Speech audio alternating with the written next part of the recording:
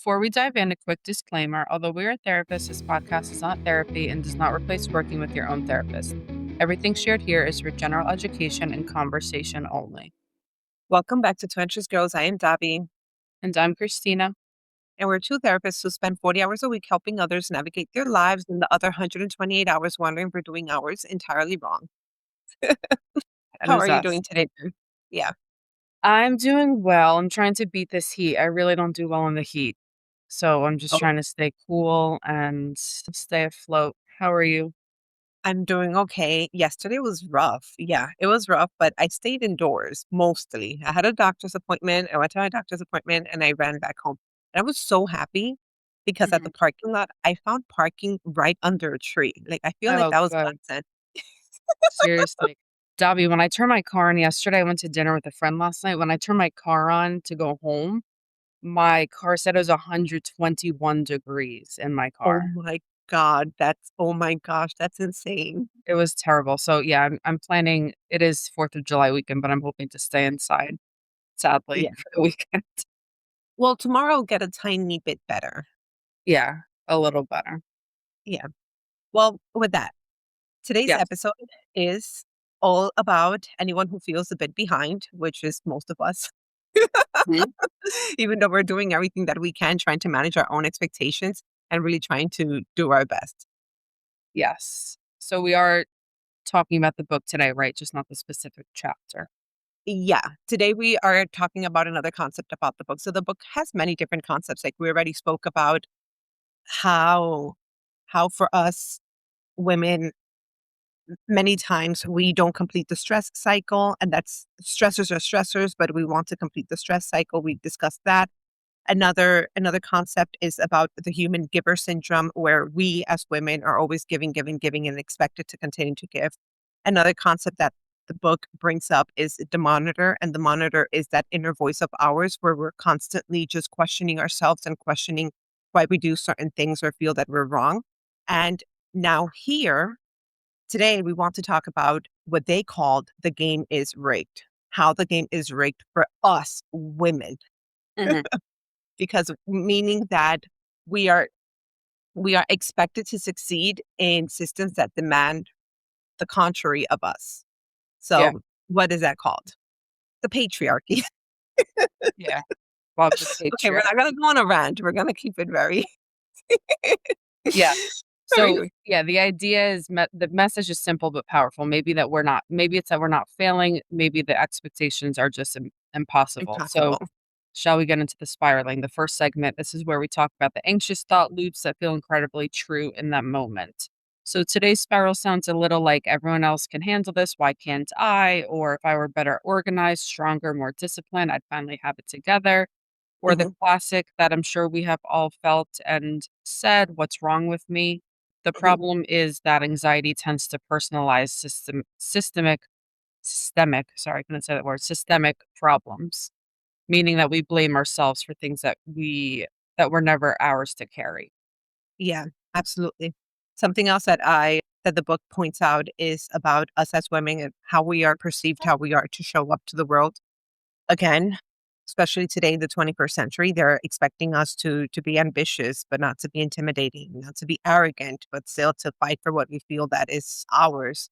To look attractive, but not care too much about our appearance, to be a devoted parent, but at the same time not to lose our own identity. It's a lot to manage, and honestly, sometimes it feels impossible. Yeah, yeah. Yeah. It all does feel impossible. I'm just thinking back about yeah, it's a lot. It's a lot of expectations. But anxiety loves finding individual solutions to collective problems. So instead of questioning the pressure, we question ourselves, which I just did in the 20 seconds that you were just talking. So instead of saying this expectation is unreasonable, we tend to say I need to do more, which I feel like life is just constantly a what are those things called? A hamster wheel. Like you just got to Yeah. do, but then nothing happens. There's no like satisfaction, which causes a lot of anxiety because you're just waiting for the next thing, waiting for the next thing. Yeah. So with that, let's move into our therapy insights. And this is where we bring the things that we have learned in therapy, our own clinical work, and our own anxious lives. So for me, one of the biggest takeaways from this is that Burnout, it's not always caused by personal weakness. It's not. It's caused sometimes by chronic exposure to unrealistic demands. And this is particularly true for us women. Many of us have been taught that if we are struggling, we simply need more self care, more routines, more planners, more productivity hacks. But what if that were not to be the issue? What if the problem is not our morning routine? What if the problem is simply that we are, again, and I believe that we have spoken about this tremendously, is that we are carrying the emotional labor for an entire household or Mm. everyone else's needs before our own, or holding on to standards that no human could realistically hold or meet. Sorry.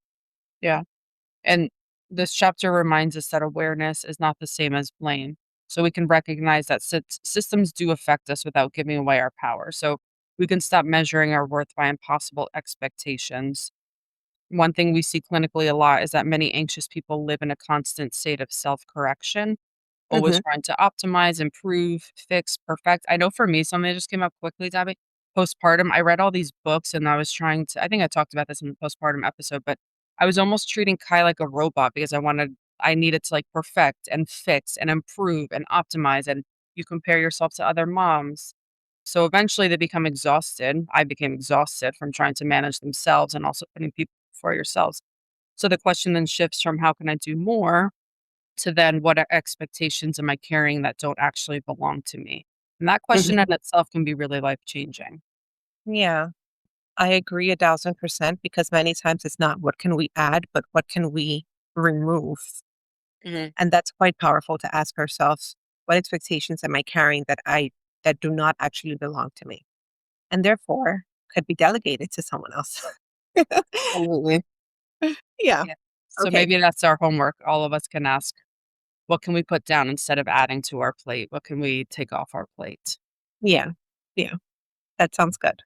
So, with that, let's transition into our final and favorite segment, which are our guilty pleasures and anxiety wins.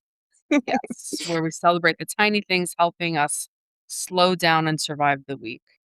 Yeah. How about you start? Because I have to think of one. Okay. So, for me, I will say that a guilty pleasure was acupuncture. Hmm, that's healthy. That's good. Yeah. Acupuncture has put me in a state of calmness that many other things do not. So I really do enjoy it. And that was a guilty pleasure. It Yeah. was nice, that 90-minute session. Yeah. Yeah. Yeah, I've only done acupuncture once and it was great. I don't know why I didn't go back, but so many benefits of it. Well, reportedly, there are many benefits to it. Yeah. And if you did have a positive experience, give it another try when you can. Yeah.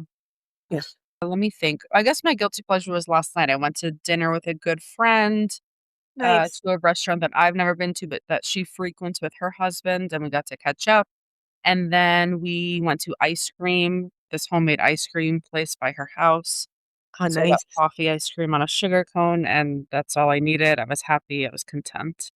Yeah. That sounds like a great end to yesterday's weather. Yeah, it was great. That was And my also guilty made pleasure. ice cream. It's awesome. Yes. Yeah, you know those ice cream places where you walk in and you smell it them making waffle cones and waffle bowls? Yeah, that was the type of place you went to? Yeah, I love places like that. I love them too. Yeah. It It was sounds it sounds so nice. yes, and I'm trying Okay. to think of an anxiety one. Do you have one? Honestly, I don't have one, but one based on this episode, I feel that an anxiety win could be to monitor our own selves and to try to lower our expectations about something and not feel guilty. Like, Yeah. what if we were to try that for next week? Yeah, I like that. So instead of thinking of an anxiety one, let's focus on that one together. Yeah, let's try to get there. Yeah, I'm sure we've had many this week, but I think the heat is affecting my brain. I can't think. So Yeah, yeah, no, it's okay. I totally understand 1,000%. that's a good one. So let's wrap it up. If today's episode might have resonated with you, or maybe you thought about someone while listening, we hope that you'll remember that not everything you're struggling with is a personal failure. Some games are designed to be impossible to win, and that does not mean you are broken. It does not mean you're lazy, and it certainly doesn't mean that you are not enough. Absolutely. sometimes the most healing thing that we can do, it's just to ask, what expectations am I trying to meet? And are they realistic? And Yes. you deserve rest, you deserve compassion, you deserve freedom from impossible standards, especially from today's society. So, with that, thank you so much to all of you for spending this part of your day with us. And don't forget to review, follow Two Anxious Girls wherever you listen to podcasts. And we will see you next week. Bye. Bye bye.